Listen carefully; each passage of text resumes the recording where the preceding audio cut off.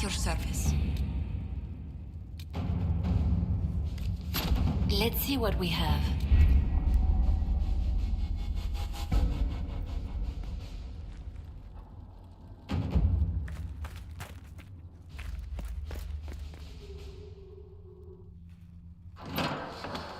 The Inquisition cannot remain, Ambassador, if you can't prove it was founded on Justinian's orders. This is an inopportune time, Marquis. More of the faithful flock here each day.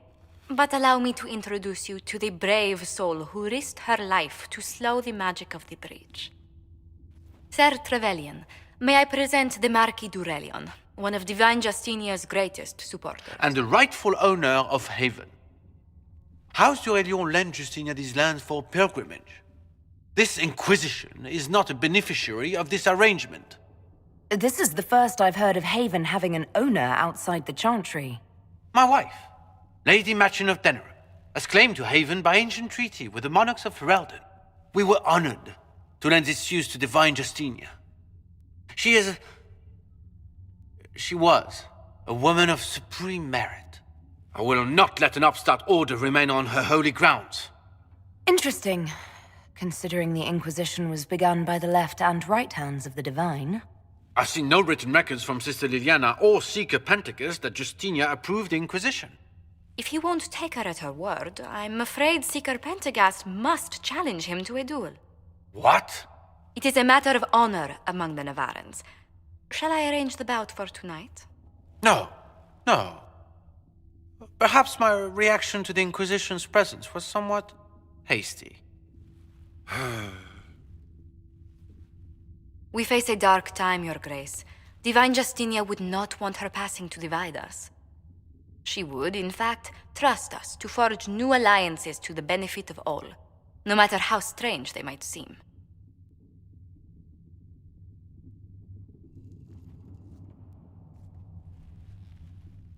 I'll think on it, Lady Montillier.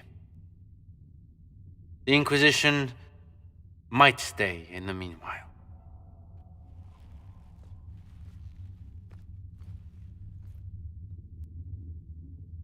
Do the d'Aurelions actually have a claim on this place? His Grace's position is not so strong as he presents it. Despite their Ferelden relations, the d'Aurelions are Orlesian. If the Marquis wishes to claim Haven, Empress Selene must negotiate with the Ferelden on his behalf. Her current concerns are a bit larger than minor property disputes. I apologize for the intrusion. I didn't realize you were meeting with the Marquis. You did little harm. In truth, the debate was most beneficial as practice for those to come. You expect more people in Haven? Undoubtedly. And each visitor will spread the story of the Inquisition after they depart. An ambassador should ensure the tale is as complimentary as possible. May I ask, what brought you to work for the Inquisition? Sister Liliana approached me. We've been acquainted for quite some time. For better or worse, being the Inquisition's diplomat has become as interesting as she promised. What sort of dealings have you had with nobility? For some years, I was the royally appointed court ambassador from Antiva to Orlais. The nobility of Thedas is a rather singular sphere. Those I'm not acquainted with, I know through reputation. The Inquisition is lucky to have you as an advocate, Lady Montillier. Thank you. Let us hope so. Thedas's politics have become agitated as of late. I hope to guide us down smoother paths. But please excuse me. I've much work to do before the day is done.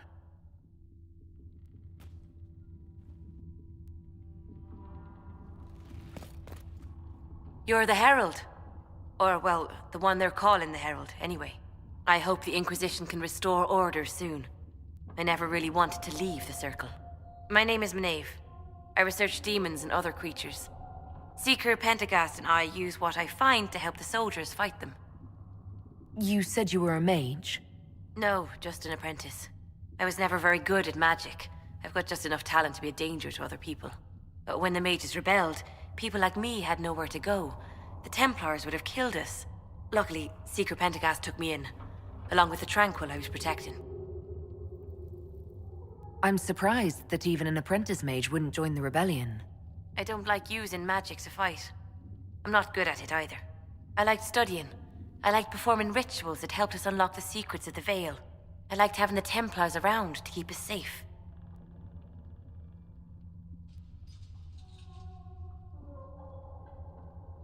Mages need protection. I wish more of them could see that. I was born into a Dalish clan. I lived there until my magic manifested. The Dalish cannot risk having too many mages in one clan. And I was one more than they could bear. They gave me a pack and sent me into the woods to find my own life. I was 7 years old. I'm so sorry. I stumbled into a village, starving and cold a few weeks later. I started using magic to scare predators away. The villagers saw me make fire in my fist. They were terrified and wanted to kill me. Templars saved me from them. They gave me food and clothes and took me to the Circle. I've seen what life is like without the Templars, and I want no part of it. I just want to study. You said that you were keeping some of the Tranquil safe. Yes. The mages took some of them when my Circle rebelled, but the rest were forgotten. Most Circle mages look down on the Tranquil, or try to pretend they don't exist. They don't have any emotions. They can barely take care of themselves, can't defend themselves at all. It's a shame. I like them better than most people. I'm glad they have someone who cares about them. They deserve better. They're polite, they're rational, and they'll never get angry at you. When they study, they have a focus no normal person could ever match. But the Templars, even some of the mages, mistreated them just because they could. The Tranquil never fought back. If not for that, I don't know. Doesn't really matter now. You said Cassandra has you researching creatures. Yes. If you find anything interesting in your travels, I'd appreciate you bringing it to me. I may be able to find some weakness our soldiers can exploit when fighting various creatures. At the least, some materials are useful for making potions or gear for the Inquisition. Why did you decide to research dangerous creatures? I like the outdoors. The idea of the outdoors, anyway. When some monster is coming at you, glowing eyes and burning claws, it's terrifying. But once you know how it works, you can deal with it. It's just another part of the world. So much of this world is only frightening because we don't understand it. I'll speak with you later. Travel safely.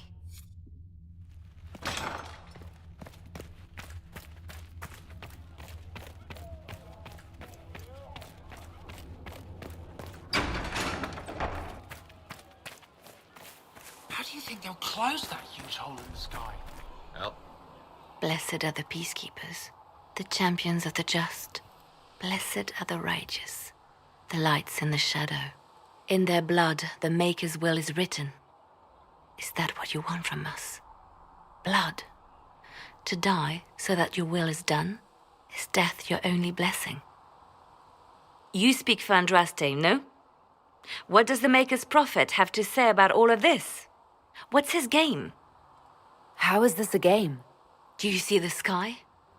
What about the temple ruins? The bones lying in the dust? Even if you didn't support the Divine's peace, you wouldn't call this right.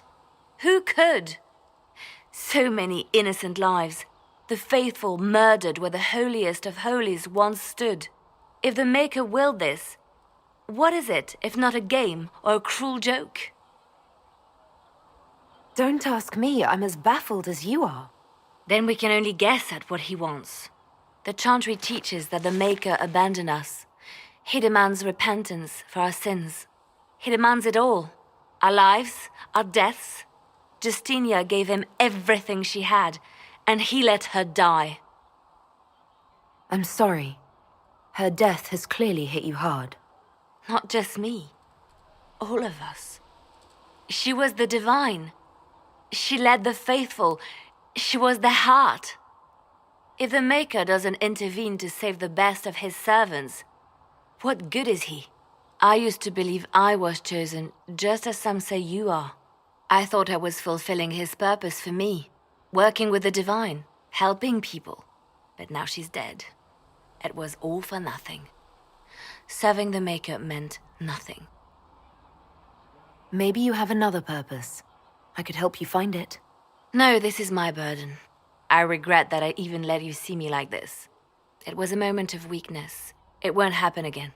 Come. To work, then. We will speak later.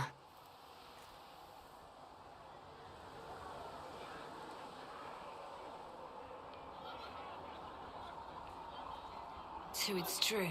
Butler has stand on us. I hope my hunch was wrong. You knew him well? Not as well as I thought. Show me the reports. There were so many questions surrounding Farria's death. Did he think we wouldn't notice? He's killed Farria, one of my best agents, and knows where the others are. You know what must be done. Make it clean. Painless if you can. We were friends once. Wait! What are you doing? He betrayed us. He murdered my agent. And you'd kill him, just like that. You find fault with my decision? I'm sure most of your decisions are fine, but that one, a little extreme. Extreme? Butler's betrayal put our agents in danger. I condemned one man to save dozens. I may not like what I do, but it must be done. I cannot afford the luxury of ideals at a time like this. If you don't like what you do, it's a pretty good sign you're doing something bad. That is certainly one way to put it. Very well. I will think of another way to deal with this man. Apprehend Butler, but see that he lives. Now, if you're happy, I have more work to do. Reports of fade rifts and demons keep coming. The people are terrified, and it's only getting worse. The only thing that will calm their fears now is the hope that someone out there can save them. You have to be that someone. No one else has any power over the rifts. Seal them. Your legend will spread, and Thedas will learn to trust the Inquisition. Why do you want me to seek out the rebel mages? Why do you care? I've known mages. Some of them were better people than me. And yet I'm free and they're not. It's not right. Let's talk about you. Me?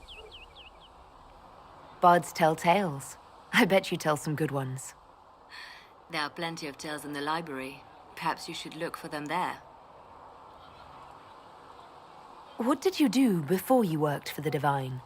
I was a bard, an Orlesian spy for many years. For a time I also served a small cloister in Lothering. After the Blight, the Divine called on me to oversee her personal network. Can you teach me to be a bard? Being a bard is so much more than being a spy. It involves a keen understanding of politics, the ebb and flow of influence, the great game. The bard's is an intricate dance where a smile can be sharper than any dagger. The best way to learn is to immerse yourself in it. Perhaps when this is all over, I'll teach you. I should leave you to your work. We can always talk later. Did you need something? They called you the left hand of the Divine. That they did. What of it? What is the point of an Inquisition? Justinia would have started the Inquisition if the Divine Conclave failed to restore peace.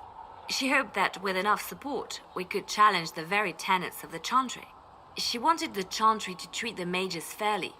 But sometimes I wonder, why stop at mages? The Chantry has committed many injustices. If we're going to change it, why not change the whole thing? It's just a thought. None of this will be possible if we fail. I'll try not to break anything. That's good to hear. I could use the left hand of the Divine at my side out there. Every agent out in the world is my eyes, my ears, my blade. Wherever my people are, I am also. Coming with you, leaving my post, would blind and bound me. Do you see? What exactly does the left hand of the Divine do? A Divine always has enemies, and Justinia had more than most. I protected her. I watched, had an ear to every door. I identified threats, and I dealt with them. Why did Justinia have so many enemies? There were many who felt she was unfit to be divine. She had a past, a worldly life. Unlike many, she wasn't given to the Chantry as a child. She chose it, and somehow that made her unworthy.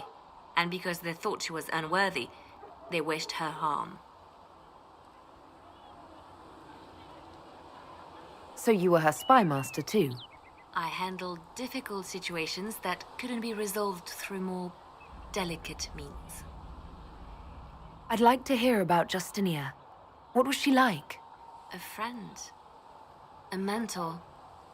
Like me, she had secrets, made mistakes. It made her human. I think her followers responded to that. Was there something more than friendship between you? You're asking if we were lovers? Typical. I was devoted to her, therefore it must be romantic. Love is common. Love is simple. My bond with Justinia was something greater. She was a sister, a mother, a teacher. So to answer your question, yes, it was more than friendship. How did you and Justinia meet? I met her a long time ago, before she became divine. Before she was Justinia. When I met her, she was Mother Dorothea. I was at my lowest. Broken, lost. And she saved me. No, wait. She hates it when I say that. I saved myself. She just showed me it was possible. We'll talk more later. Did you need something? You seem to know a great many people. I have made friends, and on occasion enemies. It's unavoidable. You have a history with the Warden who entered the Blight, don't you? I count him among my closest friends. I still write to him for advice when I can. He hasn't replied to my letters in some time. I try not to worry about it. He can take care of himself. They say you spent some time in Lothering. Did you know the champion? We spoke a few times. I seldom left the Chantry, and we never became more than casual acquaintances. I saw more of the Hawk twins. Bethany in particular.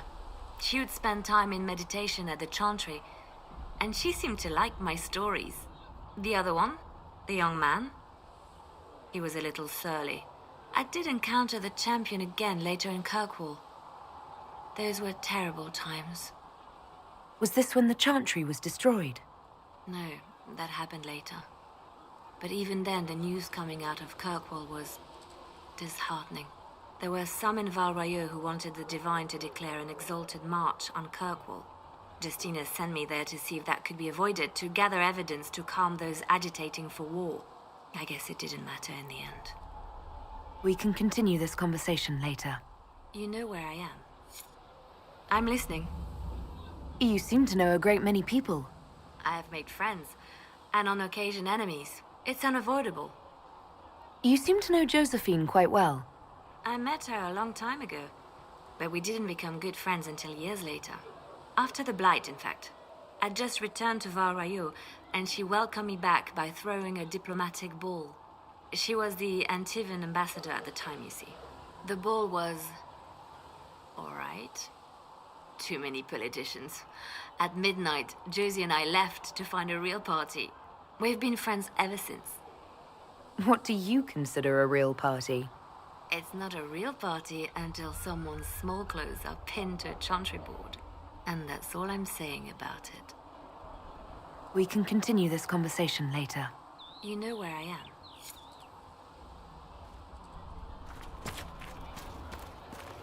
Speak only the word. Sing only the chant. Then the golden... Though you had granted them power over the very Fade itself, though they sang hymns of praise unending, Good day to though you. they could do anything, How do you and Liliana know each other? We moved through similar circles in Orlais. nothing. I believe we actually met in Val Royeaux. Leliana was quite an accomplished player of the game by then. What exactly do you mean when you say the game? Forgive me. The game refers to the slow duels of influence among the noble and powerful of Orlais. It's a rather light-hearted name for the matter, but Orlesians are fond of playful touches. What business are the Montiliers in exactly? We began as merchants. My ancestors founded the first trade routes to Rivain. We once sent entire fleets across the Waking Sea. But not anymore. No. These days, our vessels are a touch more modest. I'd swear our families have met before. Perhaps. Everyone of distinction in the Free Marches attends Lady Trevelyan's summer balls. Great Aunt Lucille always did love a party. I don't recall seeing you at any of them. I was less than sterling company when I was younger. Modest in temper, bold in deed. You know the Trevelyan family motto. Heraldry is a passion of mine. What did you do before coming here? I had the great honor of serving Antiva's crown as ambassador to Orlais. I'm also first in line to become the head of House Montilier, though my siblings attend to our mercantile affairs. How strong are your past loyalties? I would never have given up my position if I did not intend to fully commit to the Inquisition. We cannot fall back on borders. Antiva is as threatened as any country by the rebellions. If anything, the alliances I forged there may help our current cause. Do you think the Inquisition will continue after we seal the breach? If we prove ourselves by healing the breach, people may turn to us for other things. Protection, counsel, justice. The Inquisition offered these once to those in need. Tell me, do you believe I was saved by Andraste at the Temple of Sacred Ashes? I should much like to believe so, Your Worship. The miracles Andraste performed were so long ago, they're difficult to picture. If it were truly her and the Fate who saved you... Well, in any case, many already believe you walk in the Maker's light. Let's speak later. Another time. Greetings. What exactly does your job entail? I meet with ambassadors from various factions and countries and cement alliances with them. We are a young cause. Diplomacy is essential to our credibility. Then you speak for the Inquisition with these nobles? I do. Someone must foster goodwill on our behalf, as well as prevent controversy as news of us spreads. How heavily are our actions scrutinized? Make no mistake, every noble house, every throne is waiting to see what the Inquisition does next. Many are willing to pledge support, if offers are made in just the right fashion. I intend to see that they are. Tell me how you came to work for the Inquisition again. I'd been considering leaving my post in Antiva for a new challenge when Leliana recruited me. There's such unrest in Thedas, and the Inquisition seems a promising method to stop it. It's to everyone's benefit if we prevent the Mage-Templar conflict from spreading further. So was it the prospect of stability that drew you here? The full impact of the Mage Rebellion has yet to be felt, and that was before the death of the Divine. The violence must be curbed before we see it turn to full-scale war. I can only imagine the bloodshed if it escalates further. I'm afraid history holds many examples of what will happen if it does. What do the people make of us? Despite our fame, we're low on steadfast allies. We must aim for more. Any visiting dignitaries I should watch out for? Sir Griffith of Denerim, a most distinguished knight of the realm. He's defeated darkspawn, slain demons, chased down abominations. Just don't ask him about it over dinner. He spares no detail. Learned child, Please tell me if you find something. come to me, child, and I shall embrace you. In my arms lies eternity. My creator judged me home. I'm used to delivering children and helping old men through the winter. All men are the work of our Maker's hands. From the lowest slaves to the highest kings.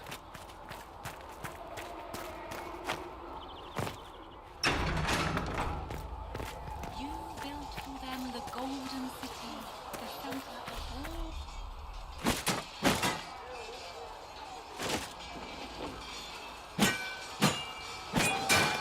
all. You're kind of a force of nature, aren't you? When I need to be. It's impressive. You flatter me. I'm trying. Did I do the right thing? What I have set in motion here could destroy everything I have revered my whole life. One day they may write about me as a traitor, a madwoman, a fool, and they may be right. What does your faith tell you? I believe you are innocent. I believe more is going on here than we can see. And I believe no one else cares to do anything about it. They will stand in the fire and complain that it is hot. But is this the Maker's will? I can only guess. You don't think I'm the Herald of Andraste? I think you were sent to help us. I hope you were. But the Maker's help takes many forms. Sometimes it's difficult to discern who it truly benefits, or how. What's going to happen now? Now, we deal with the Chantry's panic over you before they do even more harm. Then we close the breach. We are the only ones who can. After that, we find out who is responsible for this chaos, and we end them. And if there are consequences to be paid for what I have done, I pay them. I only pray the price is not too high. You didn't have any choice. Didn't I?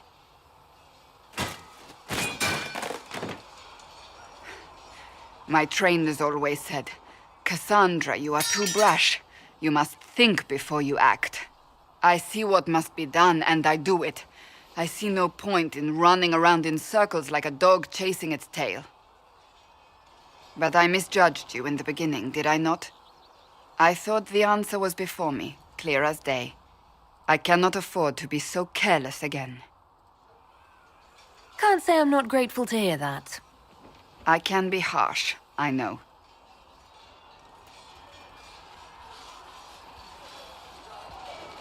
You've said you believe you're chosen. Does that mean you believe in the Maker? I believe he exists. That's comforting. Surely the Maker put us both on this path for a reason.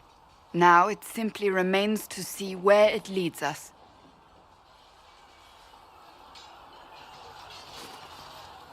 It occurs to me I don't actually know much about you.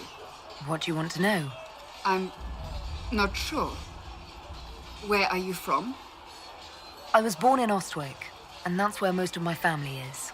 The Trevellians, is it not? A large clan with a rather clever coat of arms. Tell me, do you consider the Free Marches your home? Are you eager to go back? Wherever I am is home enough for me. That's how I feel now, after years of tending to business for the Divine. I'd like to get to know you better. You would? Is that a problem? Not entirely. I'm just curious as to your motivation. No motivation, beyond making things between us less... Antagonistic? Exactly. As you wish.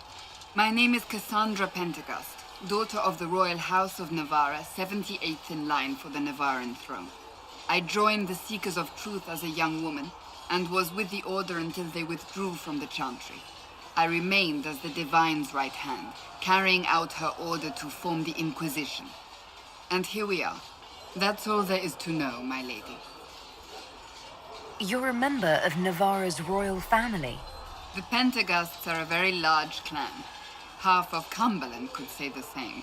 Really? No, but it feels that way. I have hundreds of relatives so distant they need charts to prove we're related at all. And they have them. Oh yes. The Pentecosts value their precious blood like it runs with gold. And you joined the Seekers to get away from that? It was a life worth getting away from. The Pentecosts are famed for dragon hunting, but few actually pursue the craft. Most are fat and lazy. They pay lip service to the Maker and care only for idle pleasures and past glories. My brother was all that kept me in Navarra. Once he was gone, so was I. Tell me about your brother. I would prefer not to speak of Anthony.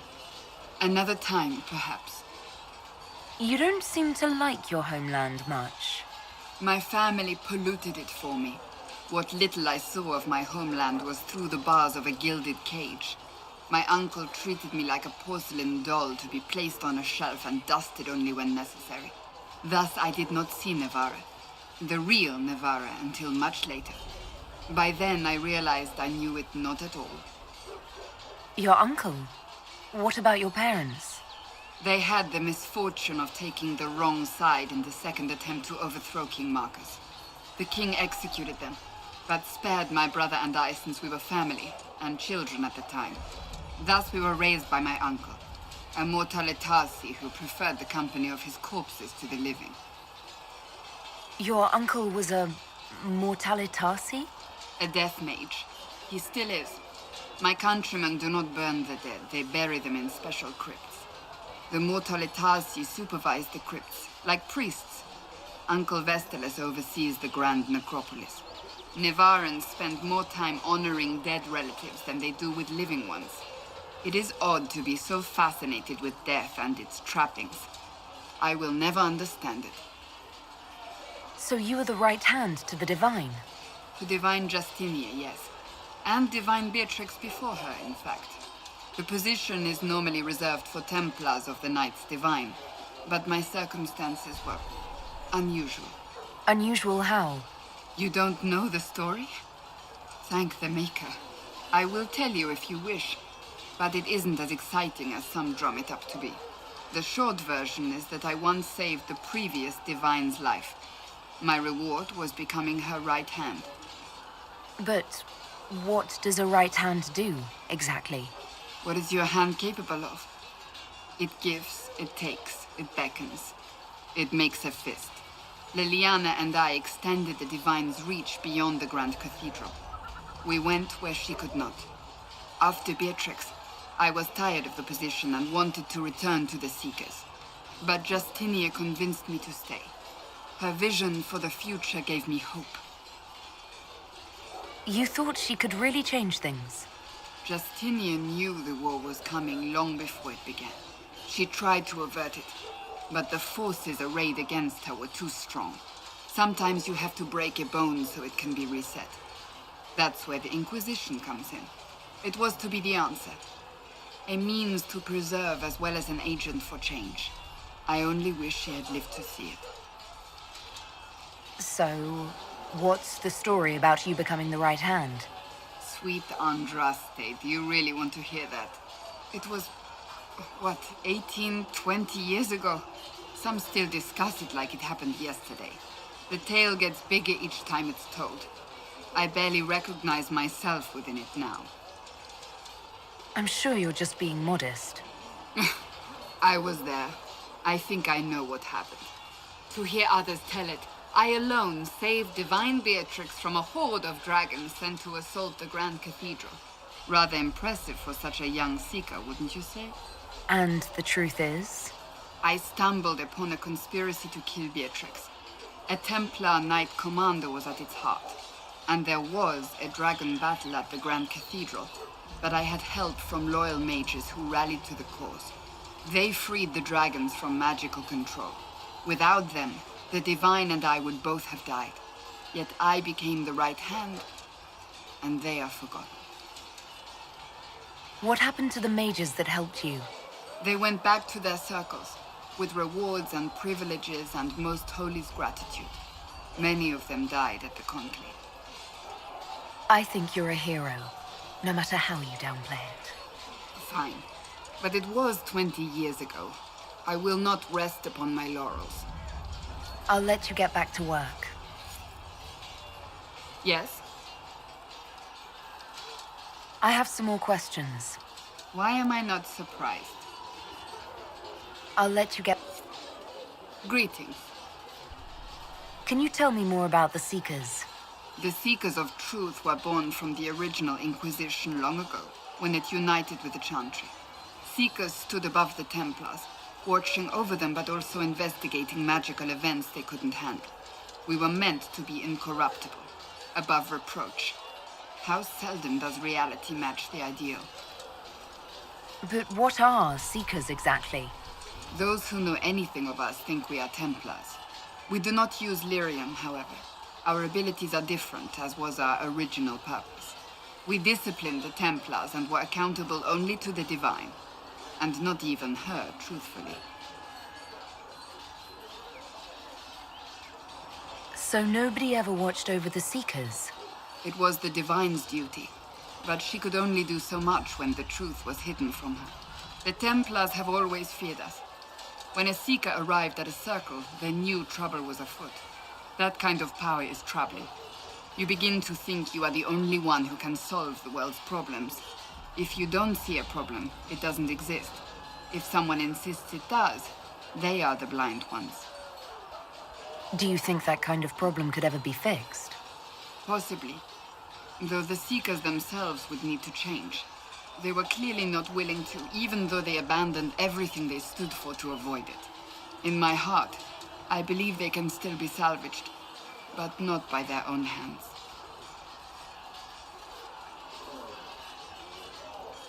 You mentioned that Seekers have different abilities than Templars. Entirely. A Templar's abilities come from lyrium and are designed to hunt mages. Ours come from ritual and many years of dedicated training. We cannot be possessed by demons and are immune to mind control. Useful, considering our role. Seekers can gain other gifts, though that depends on the individual. What kind of gifts do you have? I can set the lyrium within a person's blood aflame. Both mages and Templars bend before my will. Some Seekers use it to interrogate, others simply to paralyze. Once there was a Seeker who could use it to kill. That particular gift is considered rare. Why did your order turn against the Chantry?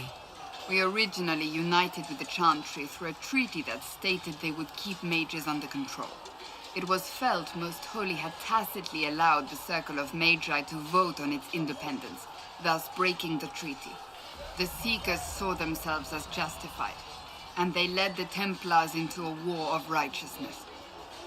You sound like you disagree. We knew what was happening at Kirkwall, where the Mage Rebellion began. We looked into reports of Knight Commander Meredith's harsh treatment of her charges years earlier. But we found so many shocking cases of magical corruption, it was decided her actions were justified. If we'd been there when it happened, if we'd looked harder at the root causes...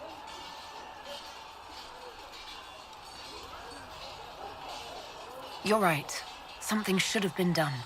When faced with a problem, the Seekers would close ranks and crush it. We would find an answer, but only once we felt we weren't being coerced. The moment the mages voted for independence, our response was predictable. It was difficult to watch. How does someone become a Seeker? Most Seekers begin training in their youth. I was much older, an exception due to my noble birth. We train rigorously for years. Our bodies and minds must be elastic to undergo the vigil, and most fail even then. Is the vigil some kind of initiation? It is the rite every Seeker must go through in order to summon their gifts. A full year of fasting, prayer, and separation from all distractions, including other people. We empty ourselves of all emotion, focusing only on the purity of our devotion. And the moment it finally ends, it's wonderful. Faith realized. I cannot put it into words. I wish I could experience that. If the vigil was not so arduous, I'd say more should attempt it. What if mages never needed to fear possession by demons? I'm told it is impossible, however. I suppose I'll never know the truth of it now. I've no more questions. Yes? May I ask you about the Chantry? It is difficult to say what becomes of the Chantry now. They have no Templars, no leadership, and no one left who is worthy of succeeding the Divine. It has fallen apart when everyone needs it the most. I ache to think what this will mean in the days to come. Do you really believe the Chantry is worth preserving? If you ask my opinion, it is. Absolutely. Cast the Chantry aside and new problems replace old ones. we will have learned nothing from history. The people need stability, and the Chantry needs a new purpose. Andraste had a dream for us. It can still be achieved. So, what should this new purpose be? A dedication to what is truly important. Instead of building cathedrals and sewing gowns for the divine, the Chantry used to spend its coin feeding the poor. If we are to spread the Maker's word across the world, we must do so with open hearts and open hands. That sounds rather idealistic of you. Does it? I do not think it's so unachievable. The Chantry has many good, honest people. They just need direction and inspiration. They need to be freed from centuries of adherence to tradition and ceremony. A chance for renewal is at our fingertips. It does not have to come with utter chaos. What influence does Chancellor Roderick really wield? He's a bureaucrat, responsible for communicating the Divine's will to the rest of the Chantry. Therefore, he's accustomed to the clerics hanging on his every word, hoping his influence will benefit them. Despite that, Roderick is not a bad man. He's frightened, and believes his place is to fill the gap left by Most Holy's death. Some might agree. As far down the chain of command as he is, there is no one left above him. How big a problem could he be? No more than he is already. He sent his message to the College of Clerics. That is the only card he had to play. Dealing with him further only lends him credibility he doesn't deserve. Will the Chantry replace Divine Justinia? They will try. Once the priests withdraw for the Grand Consensus, it is against Chantry law for them to emerge without naming a new divine. Sometimes it takes days, or weeks, or even months. The problem now is that no clear successor to Justinia exists. All worthy clerics died with her at the Conclave. So what happens if they can't agree on someone? Theoretically, they will argue until exhaustion takes them or they see reason. Practically, however, if the Grand Consensus goes on too long, the Chantry will crumble. Any cleric with ambition but little sense will see this as her one chance, and plenty of such clerics exist. We shall see what happens. The Inquisition must act in the meantime. If they do choose a new divine, will you serve her? That depends on whether she would have me. I am a rebel now, remember? And even if she would, I do not know. It would depend on what type of divine she is. I am no longer in a position to follow blindly, and no new divine could expect such obedience now. I'm surprised you rebelled against the Chantry. I left my own order when they took the wrong path. It is no different. But in neither case did I stop caring. Indeed, I care so much that I feel drastic action is necessary. I suppose history shall one day judge my actions. Thank you.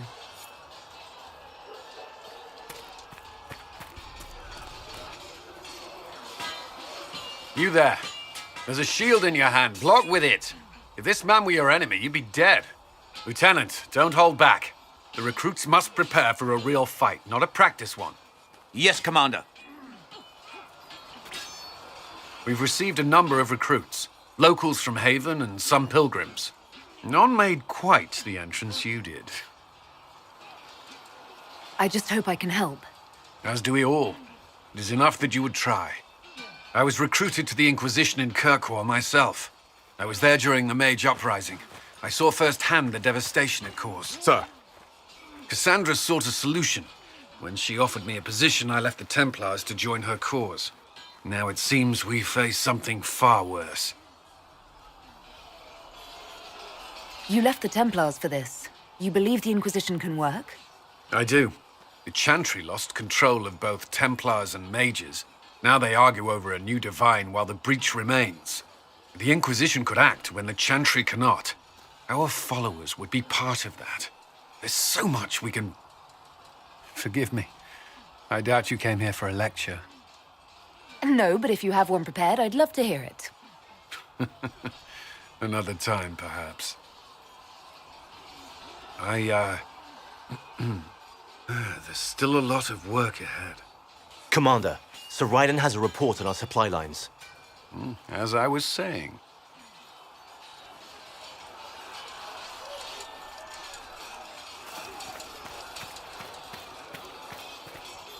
Was there something you needed?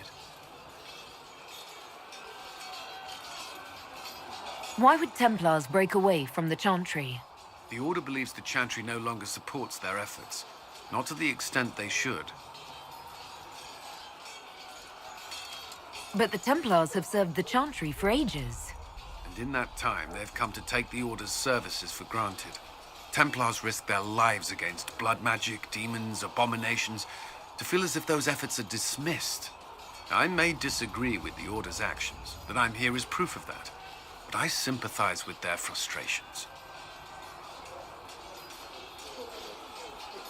I'd like to know more about the Templars. If you need insight into what the Order is doing now, I'm afraid I can't offer more than you already know. Anything else, I will answer as best I can. Why did you join the Order? I could think of no better calling than to protect those in need. I used to beg the Templars at our local chantry to teach me. At first, they merely humored me. I must have shown promise, or at least a willingness to learn. The Knight Captain spoke to my parents on my behalf. They agreed to send me for training. I was 13 when I left home. 13? That's still so young. I wasn't the youngest there. Some children are promised to the Order at infancy. Still, I didn't take on full responsibilities until I was 18. The Order sees you trained and educated first. What about your family? Did you miss them? Of course, but there were many my age who felt the same. We learned to look out for one another. Do the Templars do anything besides hunt mages? Templars protect against the dangers of magic. Before the Order left the Chantry, that meant serving in a circle. They were also tasked with tracking apostates or fighting demons inevitably summoned by the weak or malicious. What do you think of mages? Are they all a threat? I've seen the suffering magic can inflict. I've treated mages with distrust because of it, at times without cause. That was unworthy of me. I will try not to do so here. Not that I want mages moving through our base completely unchecked. We need safeguards in place to protect people, including mages, from possession at the least. You've lived in the Circle. What was a typical day for a Templar there? Typical? The last time I was in a circle was right before it fell apart. Nothing was typical. Before that, then? Certain rituals require a full guard. A mage's harrowing, for instance. I've attended a few. Most of the time, you merely maintain a presence, on patrol or in the circle, ready to respond if needed. Mages pretend to ignore that presence, but they're watching you just as closely. Do Templars and mages never speak to each other? Some do, but Templars are supposed to maintain a certain distance from their charges. If a mage is possessed or uses blood magic, you must act quickly, without hesitation. Your judgment cannot be clouded. Of course, ignoring one another does nothing to foster understanding. What does Templar training involve? There is weapon and combat training. Even without their abilities, Templars are among the best warriors in Thedas.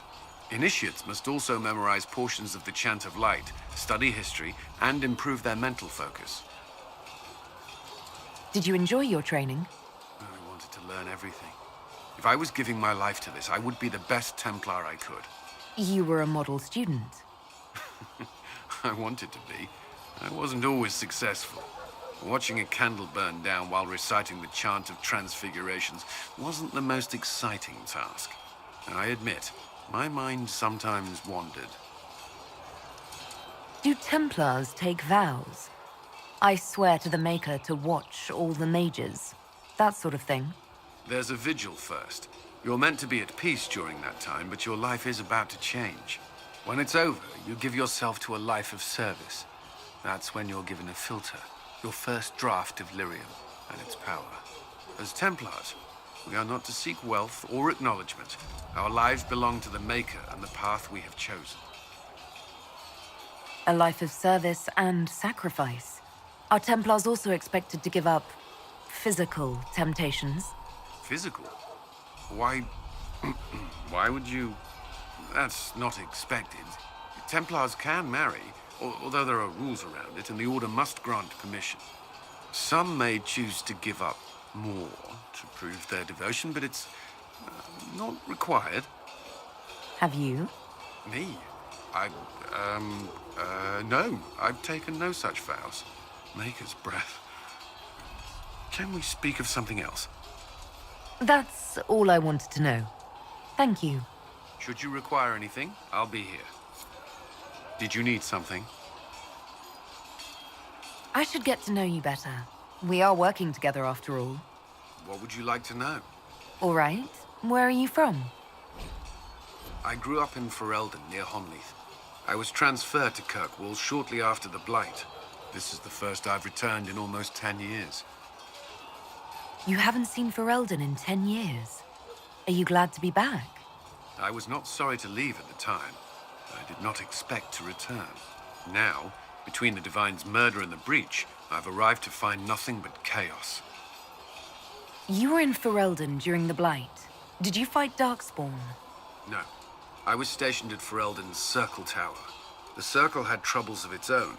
I remained there during the Blight. What happened at the Circle Tower? Few who survived the Blight have fond memories of that time. I would prefer not to speak of it.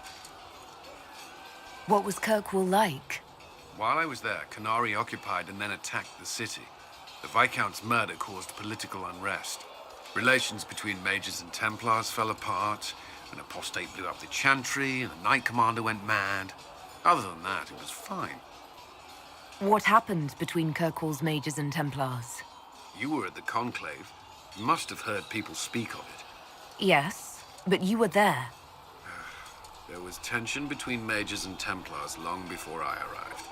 Eventually, it reached a breaking point. There was fighting in the streets. Abominations began killing both sides. It was a nightmare.